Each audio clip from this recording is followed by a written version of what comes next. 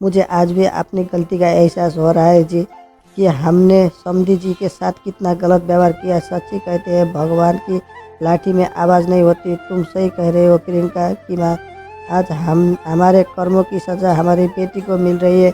ये सुलोचना और अर्जुन जी है। अर्जुन जी सरकारी इंजीनियर है और सुलोचना जी एक हाउसवाइफ है, जो अपना आंगन में बैठी अपनी गलती पर पछता रहे हैं। आइए जानते हैं उन्हें अपनी गलती का एहसास कैसे हुआ। आज से 6 साल पहले उनके बेटे प्रियंशु की शादी पास के शहर में रहने वाला अजीत जी की बेटी काव्या से के साथ तय हुआ था और शादी में उनकी सभी मांगों को काम्या के पिता ने शर्त स्वीकार कर लिया। काम्या एक सीधी सादी और घरेलू लड़की थी। विवाह की सारी तैयारी शुरू हो गई। कपड़े गहने सभी खरीद जाने लगे। तभी अर्जुन जी ने अपने रिश्तेदार को बातों में आकर विवाह मैरिज हॉल की जगह 5 स्टार होटल से कराने की शर्त रखी और कहा कि अगर आपको ये व्यवस्था नहीं की तो ये शादी नहीं हो सकती। काव्या के पिता ने उन्हें बहुत समझाने की कोशिश की, लेकिन अर्जुन जी अपनी बात पर अड़े रहे। अर्जुन जी ने कहा, मैरिज हॉल हमारी हैसियत के बराबर नहीं है। लोग क्या कहेंगे कि कहा रिश्ता कर दिया, एक ही बेटा है मेरा और बेटा की शादी रोज रोज थोड़ी हो जाती है। शादी के कार्ड बढ़ चुके हैं और बहुत सारी शादी की तैयारी भी हो चुकी है। इसलिए काव्या के पिता ने किसी तरह कर्ज लेकर 5 स्टार होटल बुक करा लिया। शादी का दिन था और प्रियंशु की बारात नाचते गाते होटल पहुंच गई। शादी का कार्यक्रम भी शुरू हो गया, लेकिन तभी अर्जुन जी का गुस्सा सातवें आसमान पर चढ़ गया। चिल्लाते हुए बारात वापस ले जाने की बात करने लगे। काव्या के पिता ने उन्हें समझाते हुए कहा कि समझी जी, आप बिना वजह नाराज हो रहे हो। आप पहले मेरी बात तो सुन लीजिए। आपके बताए अनुसार ही हमने सारी व्यवस्था की, लेकिन होटल वाले का कहना है कि कुछ लड़कों ने बहुत सा खाना बर्बाद कर दिया, जिससे खाना कम पड़ गया। तो क्या हो गया, शादी विवाह में तो ये सब होता है, और अब क्या मेरे रिश्तेदार भूखे ही रहे। अर्जुन जी के गुस्से में कहा। काव्या के पिता और उनके भाई ने किसी तरह स्थिति को संभाला और शादी हो गई। शादी के बाद भी काव्या के ससुराल की मांगों खत्म नहीं हो। काव्या ने इस बारे में जब अपने पति प्रियंशु से बात की तो उसने कहा, मैं इस सब के बीच में नहीं पड़ना चाहता। दहेज की इस लेन देन में एक बेटी को उसके माता पिता भाई बहन के प्यार से ज़रूर दूर कर दिया। काव्या शादी के बाद कभी अपने मायके नहीं जा सकी।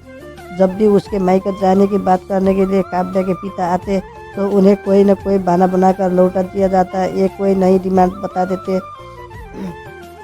काव्या की ननद की शादी में भी अजीत जी को ढेर सामान की लिस्ट पकड़ा दी गई थी। ये कहकर के समझी है, इतना तो करना ही पड़ेगा। काव्या के पिता भी बेटी के प्यार और उनका घर बसा रहे, इस मोह में सब करके जा रहे थे। काव्या के ननद के विवाह में 2 दिन पहले ही अजीत जी सारा सामान लेकर काव्या के ससुराल पहुंच गए। सामान को देखकर काव्या की सास बोली, ठीक है ना, ठीक ही है। हमें क्या पता कि आपकी पसंद ही ऐसा है, ना तो हम लोग खुद ही पसंद कर लेते। ना साड़ियों का रंग अच्छा है, ना गहनों की डिज़ाइन, और गहने भी कितने हल्के। बेटी के लिए तो कभी आप दिल खोल कर खर्च ही नहीं करते। हमारा क्या, लोगों तो यही कहेंगे कि कैसे पिता है। बेटी के सम्मान और समाज के मान मर्यादा की चिंता नहीं की। काव्या के पिता कुछ नहीं बोल सके, चुपचाप फिर नीचे दिखते रहे। लेकिन आज सारे रिश्तेदारों के सामने अपने पिता की बेइज्जती काव्या बर्दाश्त नहीं कर पाई और बोली, मम्मी जी, समाज की मान मर्यादा की चिंता क्या सिर्फ मेरे पिताजी या मेरे मायके वाले को होनी चाहिए? आप लोगों को इस बात की कोई चिंता नहीं चाहिए। सारे रिश्तेदार के सामने आपने ये तो कह दिया, अच्छा ये नहीं, अच्छा वो नहीं, ये नहीं लाए, वो नहीं लाए, लेकिन क्या पिताजी से एक बार भी उनका हाल समाचार पूछा? किसी ने भी उनके चाय नाश्ते के लिए पूछा नहीं?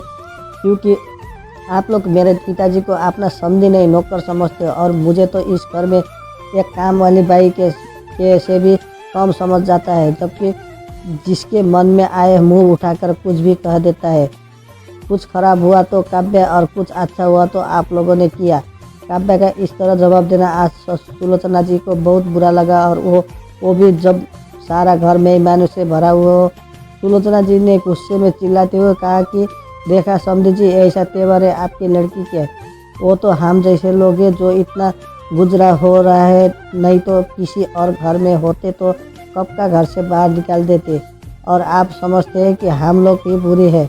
अपनी लाडली को मुंह चलाने के साथ कुछ अच्छा संस्कार भी दे देते तो अच्छा होता। ये सब क्या हम अपनी बेटी को नहीं दे सकते? आप लोगों की तरह कंगाल थोड़ी है कि शादियों में बारातियों को खाना भी नहीं खिलाए ले जाइए आप ये सब। हमने तो ये सब इसलिए कहा था कि प्रियंका के ससुराल वाले को ये न लगे कि उनकी भाभी के मायके वाले भी किसी से कम नहीं है। लेकिन अपनी बेटी ने जो आज हमारी बेइज्जती की है, उसके बाद हम काव्या को नहीं रख सकते। आप ये सारा सामान और अपनी बेटी को लेकर चले जाइए। काव्या के पिता अजीत जी ने सुलोचना जी को समझाने की कोशिश की, लेकिन वो कुछ सुनने को तैयार नहीं थे। धीरे धीरे बात बढ़ती गई। तभी वहाँ काव्या के ससुर और उसके पति प्रियंक आ गए। उसके सामने सुलोचना जी और उसके रिश्तेदार ने काव्या को गलत बताया। प्रियंक ने कहा, काव्या तुम इसी समय अपने पिता को घर से बाहर निकालो और तुम अपने सारे रिश्ते इनके साथ ख़त्म करो, तो ही तुम इस घर में रह सकती हो, नहीं तो तुम भी चले जाओ यहाँ से। मैं अपने माता पिता का अपमान बर्दाश्त नहीं कर सकता। काव्या ने कहा, बहुत अच्छे विचार है तुम्हारे प्रियंशु। तुम्हारे माता पिता है और मेरे माता पिता कुछ नहीं। तुमने तो सच जानने की भी ज़रूरत नहीं समझी। पिताजी की तो छोड़ो, तुम्हें तो मेरे सम्मान की भी परवाह नहीं है। वरना तुम इस तरह की बात तो नहीं करते। और तुम चाहते हो कि मैं अपने पिता से सारे रिश्ते ख़त्म कर लूँ, तो ये भी सुन लो, पिताजी के साथ मेरा रिश्ता भगवान से जुड़ा है।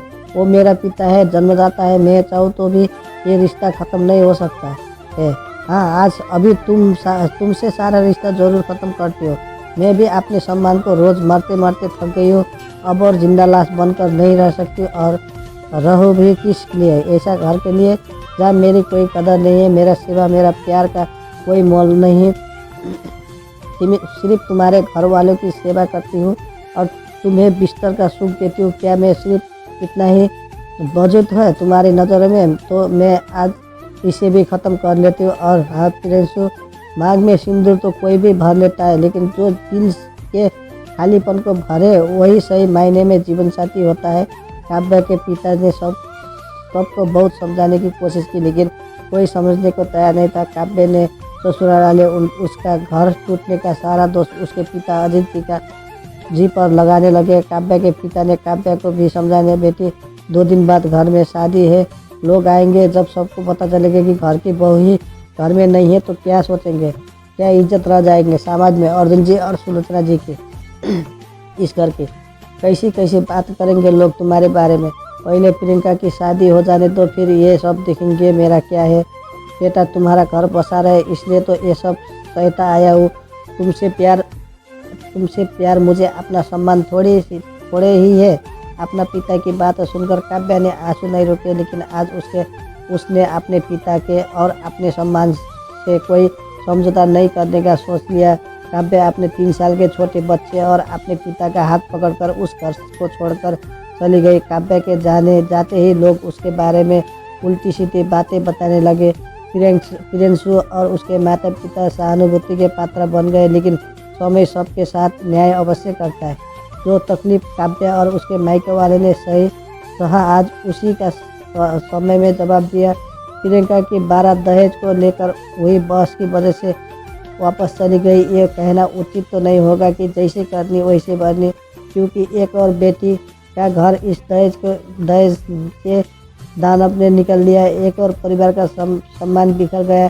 ऐसे ही न जाने कितने घर इस दहेज के दानव ने निकल दिया, कितनी ज़िंदगी बर्बाद कर दी और कितने को जिंदा जला दिया। कब तक और क्यों हम इस दानव को पिलाते रहेंगे? बेटा हो या बेटी, क्या ये अपनी मेहनत से अपने लिए रोटी नहीं कमा सकेंगे? हम ये क्यों भूल जाते हैं, पैसा चाहे जितना भी किसी के पास क्यों ना हो, खाता हो रोटी भी रोटी है, पैसा नहीं खा लेता। हाँ, खाने की तरीका अवश्य बदल सकता है। अब तो बस यही इच्छा है कि दहेज के दानव को पालना बंद करो और अपने बच्चों को अच्छी शिक्षा दो, ताकि वो खुद अपना भार स्वयं उठा सके और हमें उनके लिए दहेज प्रथा जैसे कुरीति को पालना न पड़े। डॉक्टर बाबा साहेब अम्बेडकर ने भी कहा है कि तुम्हारे पैरों में जूते हो या ना हो, लेकिन हाथों में किताब अवश्य होना चाहिए। शिक्षा से ही दहेज प्रथा जैसे कुरीति का अंत हो सकता है। तो अपने बच्चों को शिक्षित करो और एक स्वास्थ्य समाज की नींव रखो। थैंक यू, धन्यवाद।